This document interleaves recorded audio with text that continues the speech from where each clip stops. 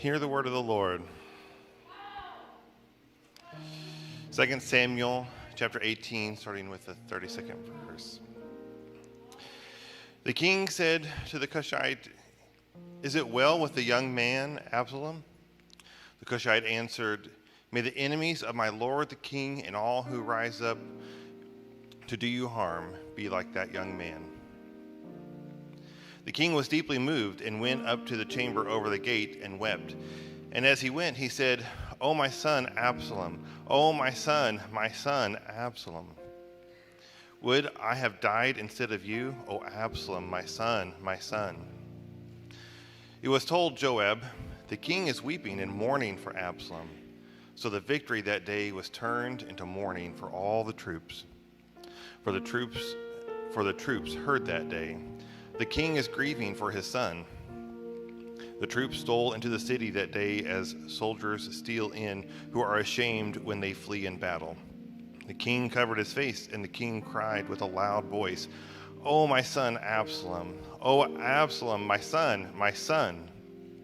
Then Joab came into the house to the king and said, "Today you have covered with shame the faces of all your officers who have saved your life today, and the lives of your sons and your daughters, and the lives of your wives and your concubines, for love of those who hate you, and for hatred of those who love you. You have made it clear today that commanders and officers are nothing to you. For I perceive that if Absalom were alive and all of us were dead today, then you would be pleased. So go out at once and speak kindly to your servants, for I swear by the Lord, if you do not go, not a man will stay with you this night. And this will be worse for you than any disaster that has come upon you from your youth until now." Then the king got up and took his seat in the gate. The troops were all told, "See, the king is sitting in the gate," and all the troops came before the king. This is the word of the Lord.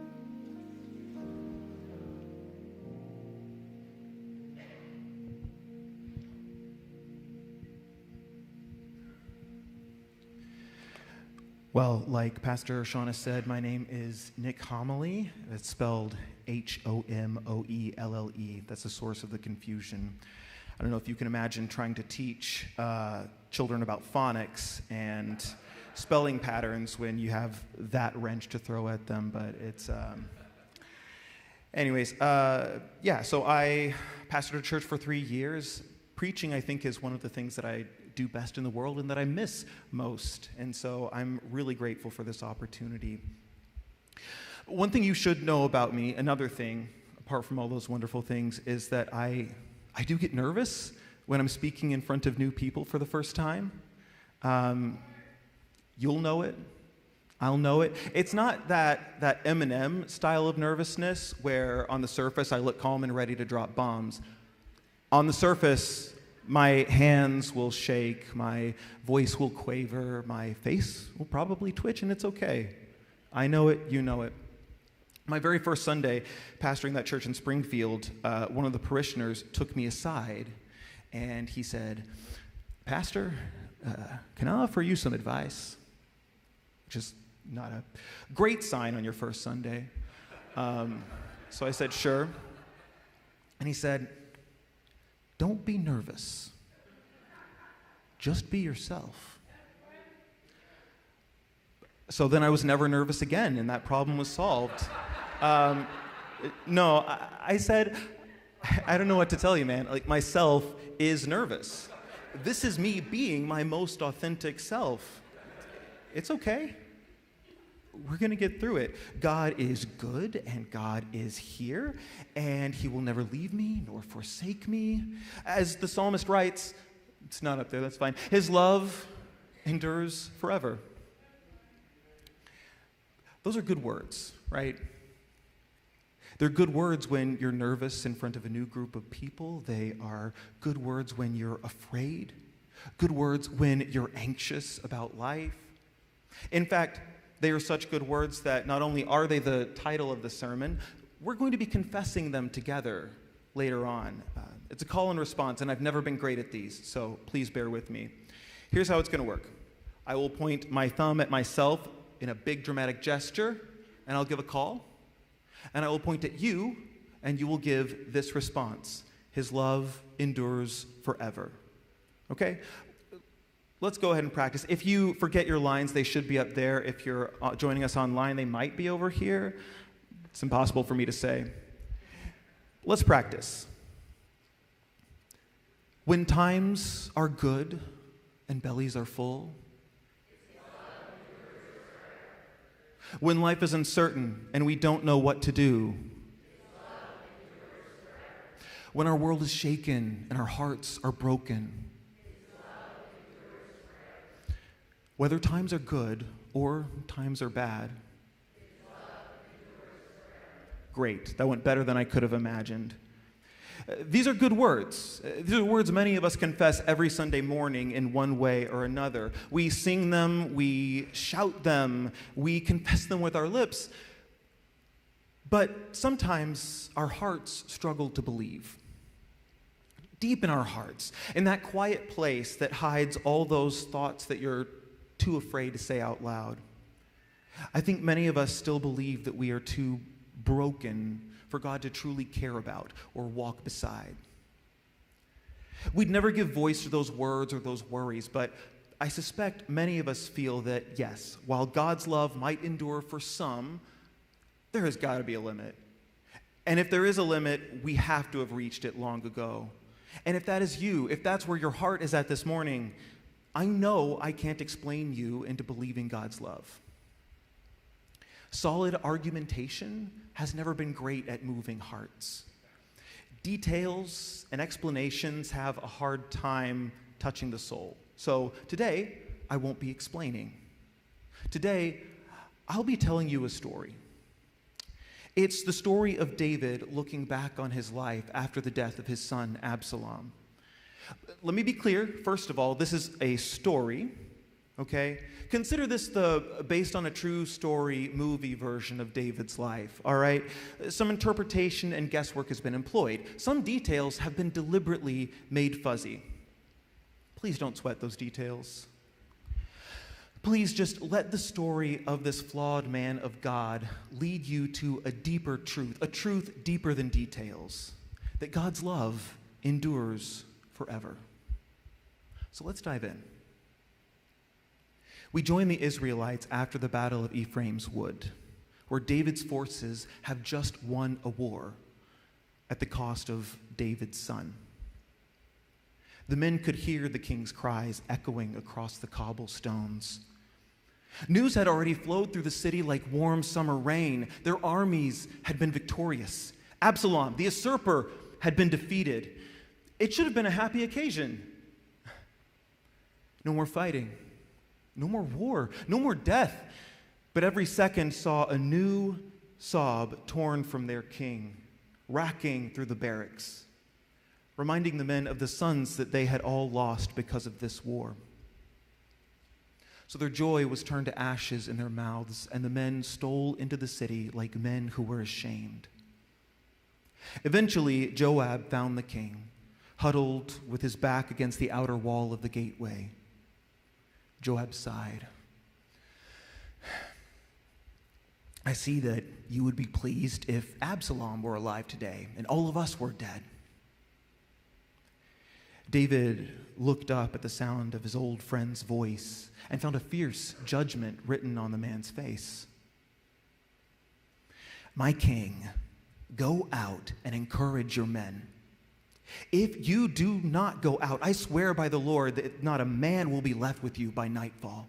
This will be worse for you than all the calamities that have come on you from your youth till now. The men. Right. David took a few more shuddering breaths to get his sobbing under control. His son was dead, but his men were not. He could keep up a brave face for now. He breathed his depression deep into his lungs and locked it away, painting over his bereavement with the stern face of a king triumphant. But later that night, locked in the privacy of his own room with 4 thick walls between him and the rest of the world, he would mourn his son. The Lord has abandoned me, he thought. I've sinned too much, killed too many men. The Lord's favor has left me, and all I have in its stead is a kingdom. In times like these, he often thought back to his childhood. His youth spent on the hills of Bethlehem with his brothers and his father. It was a simpler time. Every breath he breathed in those days felt like a gift from God. He ached to think of that time, of all he had lost on his quest for power. He knew those early years couldn't really be as picture perfect as he remembered, that the memory had been warmed by the glaze of nostalgia. He knew it because if it was really that great, why would he have left? At the time, it made sense. He was the youngest of 7 brothers, and if he wanted to make a name for himself, and David wanted to make a name for himself, he would have to leave home. He'd have to join the military. Where else could his talents rise and be shown? So that's what he did. He said his goodbyes to his father and his brothers, and maybe his mother, who knows, and he left. This was the end of those simple days spent stretching out on sun-soaked rocks. The end of time with writing songs with his brothers while his flocks grazed by shallow rivers. David was going to war. He laid down his shepherd's crook, picked up a sword, and walked towards his destiny. The next few months were challenging. It was hard being away from his family. It was hard training his body and his mind for the brutal necessities of warfare. But when he picked up a sword for the first time, David felt a song thrum through his body like none he had ever heard. The world made sense with the sword in his hand. And as he flowed through the forms his trainer drilled into his muscles, he felt that song expanding in his chest. Later, by the fire, he would try to recreate that song on his lyre. Now, the men around him were amazed at the skill of his hands and the bright, clean beauty of his voice. But to David, his song was just a distant echo of the thrilling staccato he had felt before. Time passed and brought war in its wake. The Philistines were advancing on Israel's territory, and David's cohort was called up to respond. He killed a man for the first time that day. They called the man Goliath because he was this 10-foot tall giant. Of course, everyone feels 10 feet tall when you're as little as David. But when the Philistines saw their champion fall, they broke ranks and fled before Israel's forces. The men around David were jubilant, but his hands were still shaking. Did this man have a family? A father and brothers who were expecting him, maybe a mother who loves him. But as more and more men congratulated him, his conscience eased, and genuine joy sprouted in his chest. And you know what? Killing got easier. Maybe it shouldn't, but it did. The Philistines were the enemy, and every night by the fire, David and his men would compare numbers, asking how many fills they'd taken out that day. When it was broken down into us and them, his hand stayed steady, and the song his sword sang through his bones flowed clean and easy. More and more men were placed under David's command, and he soon proved as gifted with tactics as he had with sword and song. So his fame grew and grew and grew until word of his prowess reached King Saul himself. Looking at the love David had among his soldiers, Saul sought to bind David to his house without giving him the keys to the kingdom. So he gave him his youngest daughter, Michal. The king honestly thought that this would quell David's thirst for power. But as Saul's popularity continued to fall and fall, David's star was on the rise. Whispers began to spread. Should David be the king instead of Saul? The military, the common people, even Saul's own son loved David. People were even saying, and you didn't hear this from me, that the prophet Samuel had denounced Saul and anointed David to be the next king of Israel. Now, for David's part, he liked the rumors. He sometimes thought back to those pleasant days shepherding on the hills of Bethlehem, but he had traded in his shepherd's crook for a sword. There was no going back. Either David would be powerful or he would be nothing, but he could never be that shepherd boy again. Soon, David learned the cost of that power, and he found himself wondering if he could really pay it. You see, the next chapter of David's life was full of running, fighting, hiding in caves, and killing any men who stood in his way. Saul, surprise, had turned on David, forcing him to flee into the desert. So David found allies, forged alliances, and waged war against his own people. He found unlikely allies with the Philistines, and with their armies, he proceeded to take the throne of Saul for himself. At first, his hand shook to hold a sword again. The old song was gone, and it left a low, somber tone in its stead. Was there any goodness in this war? He had allied with his enemy to fight his friends. How could he kill as he once had? How could he think of his fellow Israelites as the enemy? Sometimes he wondered, why not just go off and find a nice quiet pasture to tend? It could be like the old days with his family and his music and his brothers on the hills of Bethlehem. But no. Those days were gone. His family was the enemy now. His God was the enemy now. There was no going back. He found himself thinking, with as many lives as I've taken, with as many things as I've done, surely the Lord has abandoned me. Surely the favor of God only falls on innocent shepherds. And feeling that truth down deep in his bones, David came to a decision. If I can't have that, I might as well have a kingdom. From that moment on, David decided that nothing he desired would ever be denied him. Men who stood in David's way quickly found a knife in their back. Now, he never ordered the deaths himself, and publicly he mourned their passing. But death by death, David made his way to the throne of Israel. Ishbosheth, Saul, even Jonathan, who was once David's closest friend, all died to pave the road for David's coronation.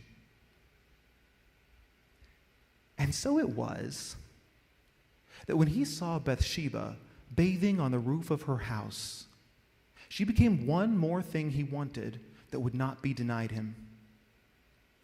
Her husband, Uriah, was the only real obstacle, but he wasn't much of an obstacle.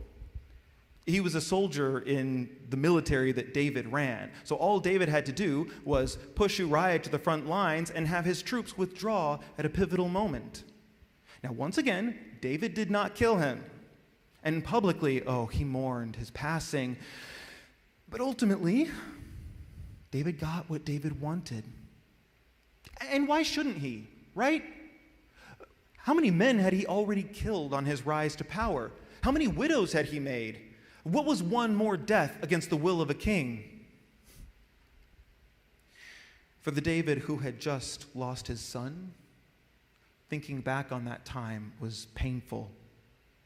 Thinking back to the man he used to be, ever thirsting for more and more power.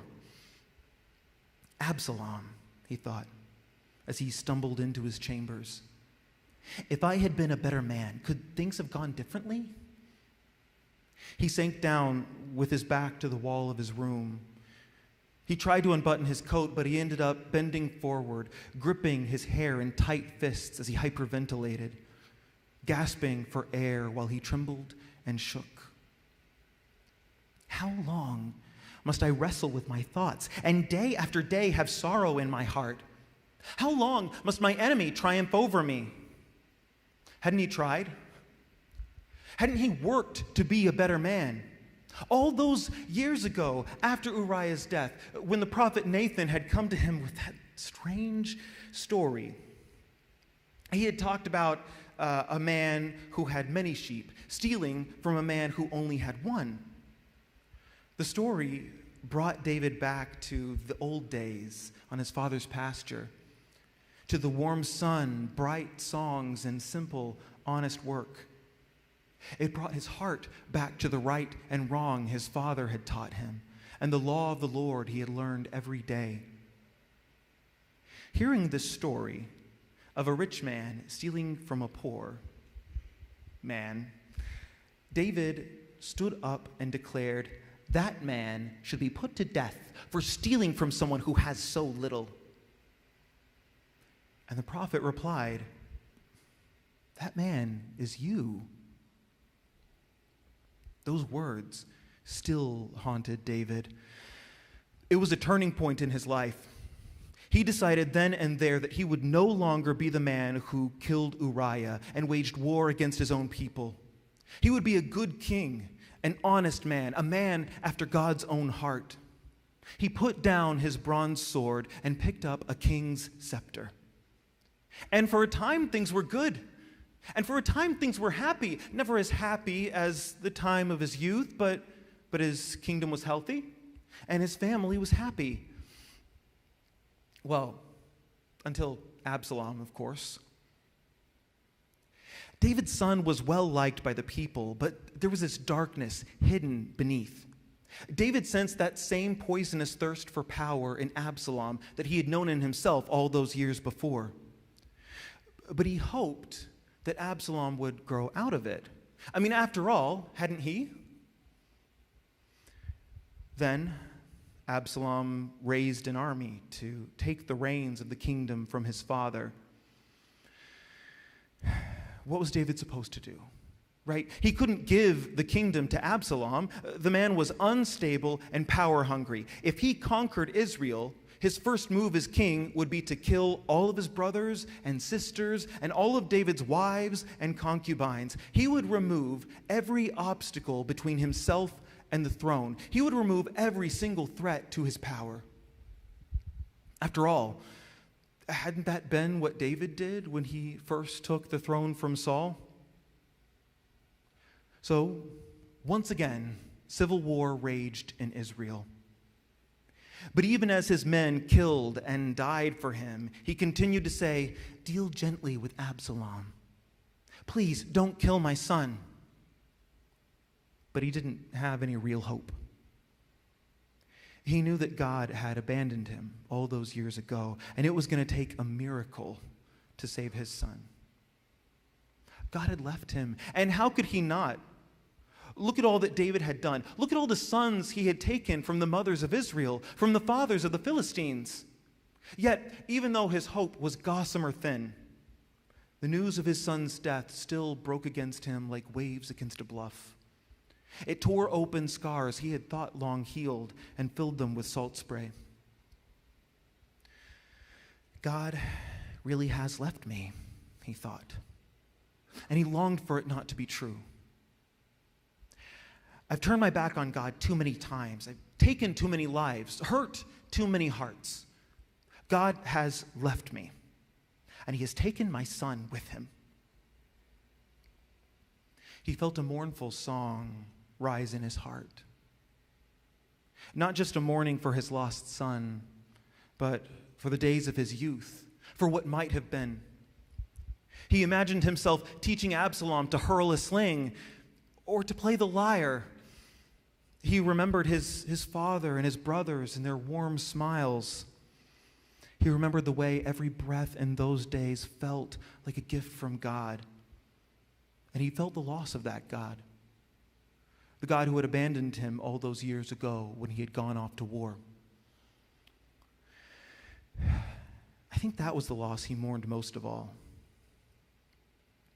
That mournful song swelled and swelled and swelled in his chest until he thought for sure it would burst. And he sang, "How long, O Lord, will you forget me forever? How long will you hide your face from me? Look on me and answer, Lord my God. Give light to my eyes, or I will sleep in death, and my enemy will say, I have overcome him. and my foes will rejoice when I fall. How long, O Lord, will you forget me forever? And then, in the midst of his mourning, he felt a gentle touch on his heart. And a loving voice whispered words that David had long since forgotten, words his father had taught him from the law of the Lord. It said, "Be strong and courageous. Do not be afraid or terrified, for the Lord your God goes with you, David.